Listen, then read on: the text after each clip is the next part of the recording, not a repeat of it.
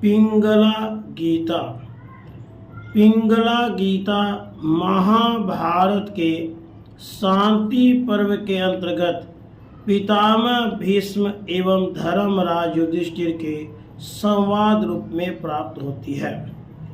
इसमें धन संपत्ति के नष्ट होने अथवा किसी प्रियजन की मृत्यु होने पर उत्पन्न शोक के निवारण का उपाय एक प्राचीन आख्यान के माध्यम से बताया गया है। आख्यान में शोकाकुल राजा सेनजीत की एक हितैषी ब्राह्मण ने युक्तियों के माध्यम से बहुत मार्मिक एवं प्रभावी उपदेश दिए हैं। इसी क्रम में पिंगला नामक एक गणिका का भी वर्णन आया है, जो निराशा के कारण विरक्त होकर परम सुख को प्राप्त हो गई थी। इसी प्रसंग के कारण इसे पिंगला गीता कहा जाता है। तो आइए पिंगला गीता का हम श्रवण करते हैं। राजा युधिष्ठिर ने कहा, हे पितामह, आपने राजधर्म संबंधी श्रेष्ठ धर्मों का उपदेश दिया। हे पृथ्वीनाथ, अब आप आश्रमियों के उत्तम धन का वर्णन कीजिए। भीष्म जी बोले, युधिष्ठिर, वेदों में हर जगह सभी आश्रमों के लिए स्वर्ग साधक यथार्थ फल की प्राप्ति कराने वाली तपस्या का उल्लेख है। धर्म के बहुत से द्वार हैं, संसार में कोई ऐसी क्रिया नहीं जिसका कोई फल न हो। भरतश्रेष्ठ, जो पुरुष जिस विषयों में पूर्ण निश्चय को पहुंच जाता है, जिसके द्वारा उसे अभिसिद्धि का विश्वास हो जाता है, उसी को वह कर्तव्य समझता है, दूसरे विषय को नहीं। मनुष्य जैसे जैसे संसार के पदार्थों को सारहीन समझता है, वैसे ही वैसे इनमें उनका वैराग्य होता जाता है, इसमें संशय नहीं। युधिष्ठिर, इस प्रकार यह जगत अनेक दोषों से परिपूर्ण है, ऐसा निश्चय करके बुद्धिमान पुरुष अपने मोक्ष के लिए प्रयत्न करे। युधिष्ठिर ने कहा, दादाजी, धन के नष्ट हो जाने पर अथवा स्त्री पुत्र या पिता के मर जाने पर किस बुद्धि से मनुष्य अपने शोक का निवारण करे, या मुझे बताइए। भीष्म जी ने कहा, वत्स, जब धन नष्ट हो जाए अथवा स्त्री पुत्र या पिता की मृत्यु हो जाए, तब संसार कैसा दुखमय है, यह सोचकर मनुष्य शोक को दूर करने वाले सम दम आदि साधनों का अनुष्ठान करें। इस विषय में किसी हितैषी ब्राह्मण ने राजा सेनजीत के पास आकर उन्हें जैसा उपदेश दिया था, उसी प्राचीन इतिहास को विद्वान पुरुष दृष्टांत के रूप में प्रस्तुत किया करते हैं। राजा सेनजीत के पुत्र की मृत्यु हो गई थी। वे उसी के शोक की आग से जल रहे थे। उनका मन विषाद में डूबा हुआ था। उन शोक विह्वल नरेश को देखकर ब्राह्मण इस प्रकार कहा, राजा, तुम मूढ़ मनुष्य की भांति क्यों मोहित हो रहे हो? शोक के योग्य जो तुम स्वयं ही हो, फिर दूसरों के लिए क्यों शोक करते हो? एक दिन ऐसा आएगा जबकि दूसरे शोचनीय मनुष्य तुम्हारे लिए भी शोक करते हुए उसी गति को प्राप्त होंगे।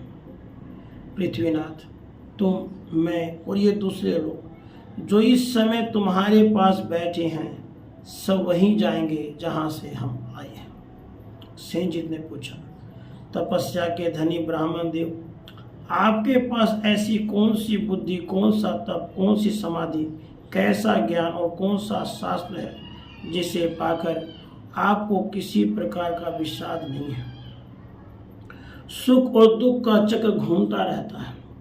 मैं सुख में हर्ष से फूल उठता हूँ, दुख में क्षीण हो जाता हूँ। ऐसी अवस्था में पड़े हुए अपने आप को मेरे लिए अत्यंत शोक होता है। यह शोक मेरे हृदय में डेरा डाले बैठा है। ब्राह्मण ने कहा, राजन, इस संसार में उत्तम, मध्यम और अधम सभी प्राणी भिन्न भिन्न कर्मों में आसक्त होकर दुख से ग्रस्त हो रहे हैं। मैं तो अकेला हूँ, ना तो दूसरा कोई मेरा है और ना मैं किसी दूसरे का। मैं उस पुरुष को नहीं देखता जिसका मैं हो जाऊं, तथा उसको भी नहीं देखता जो मेरा हो। ना मुझ पर किसी की ममता है, ना मेरा ही किसी पर ममत्व है। यह शरीर भी मेरा नहीं, अथवा सारी पृथ्वी भी मेरी नहीं है। ये सब वस्तुएं जैसे मेरी हैं वैसे ही दूसरों की भी हैं। ऐसा सोचकर इनके लिए मेरे मन में कोई व्यथा नहीं होती। इस बुद्धि को पाकर न मुझे हर्ष होता है न सुख। जिस प्रकार समुद्र में बहते हुए दो काष्ठ कभी कभी एक दूसरे से मिल जाते हैं और फिर मिलकर अलग हो जाते हैं, उसी प्रकार इस लोक में प्राणियों का समागम होता है। इसी तरह पुत्र पौत्र जाति बांधव संबंधी भी मिल जाते हैं। उनके प्रति कभी आसक्ति नहीं बढ़ानी चाहिए, क्योंकि एक दिन उनसे विछोह होना निश्चित है। तुम्हारा पुत्र किसी अज्ञात स्थिति से आया था और अब अज्ञात स्थिति में ही चला गया है। न वह तुम्हें जानता था और न तुम उसे जानते थे। फिर तुम उसके लिए कौन होकर किस लिए शोक करते? संसार में विषयों की तृष्णा से जो व्याकुलता होती है उसी का नाम दुख है, और उस दुख का विनाशी सुख है। उस सुख के बाद पुनः कामना जनित दुख होता है। इस प्रकार बारंबार दुख ही होता रहता है। सुख के बाद दुख, दुख के बाद सुख आता है। मनुष्यों के लिए सुख और दुख चक्र की भांति घूमते रहते हैं।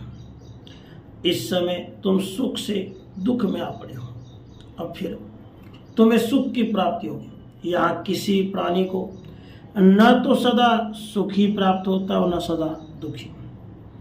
यह शरीर ही सुख का आधार है और यही दुख का भी आधार है। देहाभिमानी पुरुष शरीर से जो जो कर्म करता है उसी के अनुसार वह सुख और दुख रूप फल भोगता है। यह जीवन स्वभावतः शरीर के साथ ही उत्पन्न होता है। दोनों साथ साथ अलग अलग रूपों में रहते हैं और साथ ही साथ नष्ट हो जाते हैं। मनुष्य नाना प्रकार के स्नेह बंधनों में बंधे हुए हैं, अतः वे सदा विषयों की आसक्ति से घिरे रहते हैं। इसलिए जैसे बालू द्वारा बनाए हुए पुल जल के वेग से बह जाते हैं, उसी प्रकार उन मनुष्यों की विषय कामना सफल नहीं होती, जिससे वे दुख पाते रहते हैं। तेली लोग तेल के लिए जैसे तिलों को कोल्हू में पेरते हैं, उसी प्रकार स्नेह के कारण सब लोग अज्ञान जनित कलेशों द्वारा सृष्टि चक्र में पीस रहे हैं। मनुष्य स्त्री पुत्र आदि कुटुंब के लिए चोरी आदि पाप कर्मों का संग्रह करता है, किंतु इस लोक और परलोक में उसे अकेले ही उन समस्त कर्मों का क्लेश में फल भोगना पड़ता है। स्त्री पुत्र कुटुंब में आसक्त हुए सभी मनुष्य उसी प्रकार शोक के समुद्र में डूब जाते हैं, जैसे बूढ़े जंगली हाथी दलदल में फंसकर नष्ट हो जाते हैं। प्रभु, यहाँ सब लोगों को पुत्र धन कुटुंबी तथा संबंधियों का नाश होने पर दावानल के समान दाह उत्पन्न करने वाला महान दुख प्राप्त होता है, परंतु सुख दुख अथवा जन्म मृत्यु आदि यह सब कुछ प्रारब्ध के अधीन है। मनुष्य हितैषी सुहृदों से युक्त हो या न हो, वह शत्रु के साथ हो जाता है या मित्र के, बुद्धिमान हो या बुद्धिहीन, देव की अनुकूलता होने पर ही सुख पाता है। अन्यथा न तो सुहृद सुख देने में समर्थ है, न शत्रु दुख देने में समर्थ है, न तो बुद्धि धन देने की शक्ति रखती है और न धन ही सुख देने में समर्थ होता है। न तो बुद्धि धन की प्राप्ति में कारण है, न मूर्खता निर्धनता में। वास्तव में संसार चक्र की गति का वृत्तांत कोई ज्ञानी पुरुष ही जान पाता, दूसरा नहीं। बुद्धिमान शूरवीर मूढ़ डरपोक गूंगा विद्वान दुर्बल बलवान जो भी भाग्यवान होगा, देव जिसके अनुकूल होगा उसे बिना यत्न के ही सुख प्राप्त होगा। दूध देने वाली गौ बछड़े की है या उसे दूहने अथवा चराने वाले ग्वाले की है या रखने वाले मालिक की है, अथवा उसे चुरा कर ले जाने वाले चोर की। वास्तव में जो उसका दूध पीता है उसी की वह गाय है, ऐसा विद्वानों का निश्चय। इस संसार में जो अत्यंत मूढ़ है और जो बुद्धि से परे पहुंच गए हैं वे ही मनुष्य सुखी हैं, बीच के सभी लोग कष्ट भोगते हैं। ज्ञानी पुरुष अंतिम स्थितियों में रमण करते हैं, मध्यवर्ती स्थिति में नहीं। अंतिम स्थिति की प्राप्ति सुख स्वरूप बताई जाती है और उन दोनों के मध्य की स्थिति दुख रूप कही गई है। खोटी बुद्धि वाला मूर्ख मनुष्य अपने कर्मों के शुभ अशुभ परिणाम की कोई परवाह न करके सुख से सोता है, क्योंकि वह कंबल से ढके हुए पुरुष की भांति महान अज्ञान से आवृत रहता है। किंतु जिन्हें ज्ञान जनित सुख प्राप्त है, जो द्वंद्वों से अतीत है तथा जिनमें मत्सरता का अभाव है, उन्हें अर्थ और अनर्थ कभी पीड़ा नहीं देते। जो मूर्खता को लांघ चुके हैं परंतु जिनको ज्ञान प्राप्त नहीं है, वे सुख की परिस्थिति आने पर अत्यंत हर्ष से फूल उठते हैं और दुख की परिस्थिति में अतिशय संताप का अनुभव करने लगते हैं। मूर्ख मनुष्य स्वर्ग में देवताओं की भांति सदा विषय सुख में मग्न रहते हैं, क्योंकि उनका चित्त विषयासक्ति के कीचड़ में लथपथ होकर मोहित हो जाता है। आरंभ में आलस से सुख सा जान पड़ता है, परंतु वह अंत में दुखदायी होता है। कार्य कुशल दुख सा लगता है, परंतु वह सुख का उत्पादक है। कार्य कुशल पुरुष में ही लक्ष्मी सहित ऐश्वर्य निवास करता है, आलसी में नहीं। अतः बुद्धिमान पुरुष को चाहिए कि सुख या दुख, प्रिय या अप्रिय, जो जो प्राप्त हो जाए उसका हृदय से स्वागत करे, कभी हिम्मत न हारे। शोक के हजारों स्थान है, भय के सैकड़ों स्थान है, किंतु वे प्रतिदिन मूर्खों पर ही प्रभाव डालते हैं, विद्वानों पर नहीं। जो बुद्धिमान ऊहापोह में कुशल शिक्षित बुद्धि वाला, अध्यात्म शास्त्र के श्रवण की इच्छा रखने वाला, किसी के दोष न देखने वाला, मन को वश में रखने वाला और जितेंद्रिय है, उस मनुष्य को शोक कभी छू भी नहीं सकता। विद्वान पुरुष को चाहिए कि वह इसी का आश्रय लेकर मन को काम, क्रोध आदि शत्रुओं से सुरक्षित रखते हुए उत्तम विचार करें।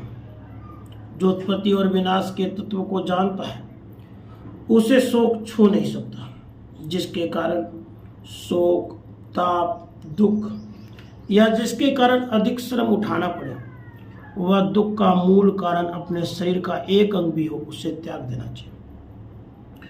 मनुष्य जब किसी पदार्थ में ममत्व कर लेता है तो वे ही उसके वैसे दुख के कारण बन जाते हैं। वह कामनाओं में से जिसका परित्याग कर देता है वही उसके सुख की पूर्ति करने वाली हो जाती है। जो पुरुष कामनाओं का अनुसरण करता है वह उन्हीं के पीछे नष्ट हो जाता है। संसार में जो कुछ इस लोक के भोगों के स्थान है और जो स्वर्ग का महान सुख है, वे दोनों तृष्णा से होने वाले सुख की 16वीं कला के बराबर में नहीं है। मनुष्य बुद्धिमान हो, मूर्ख हो अथवा शूरवीर हो, उसने पूर्व जन्म में जैसा शुभ या शुभ कर्म किया है उसका वैसा ही फल उसे भोगना पड़ता है।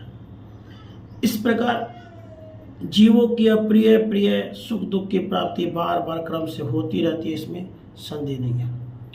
ऐसी बुद्धि का आश्रय लेकर कामनाओं के त्याग रूपी गुण से युक्त हुआ मनुष्य सुख से रहता है। इसलिए सब प्रकार के भोगों से विरक्त होकर उन्हें पीठ पीछे कर दे, अर्थात उनसे विमुख हो जाए।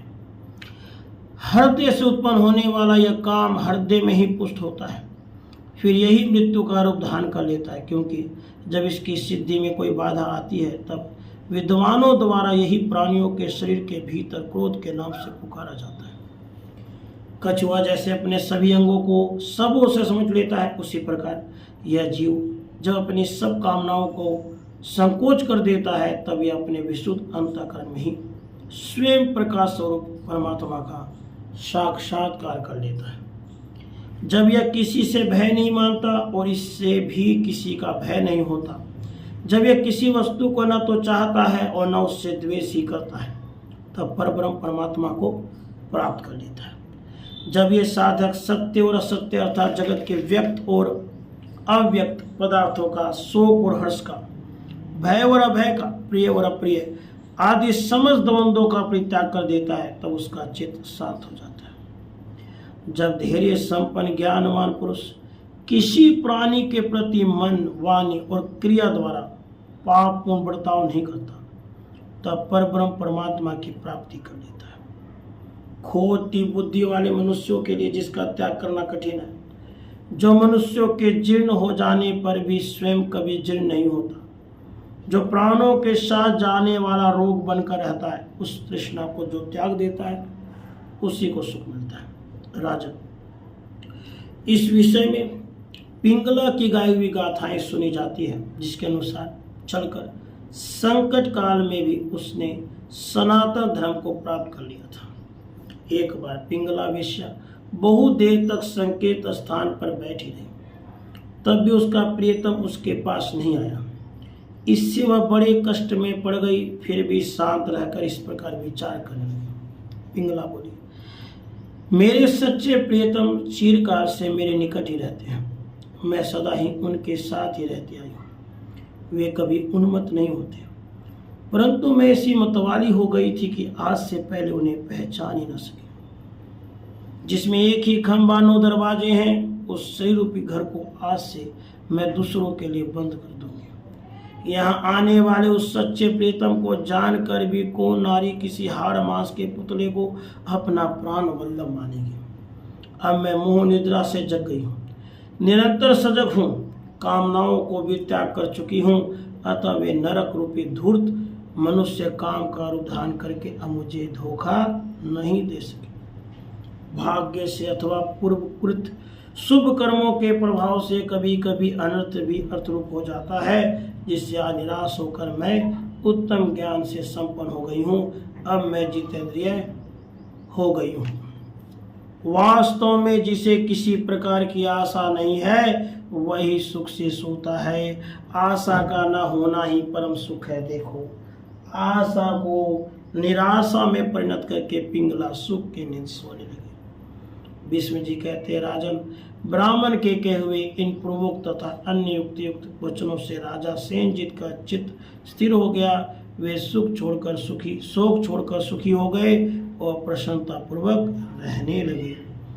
इति श्री महाभारते शांति पर्वणि मोक्ष धर्म पर्वणि पिंगला गीता संपूर्ण। राधे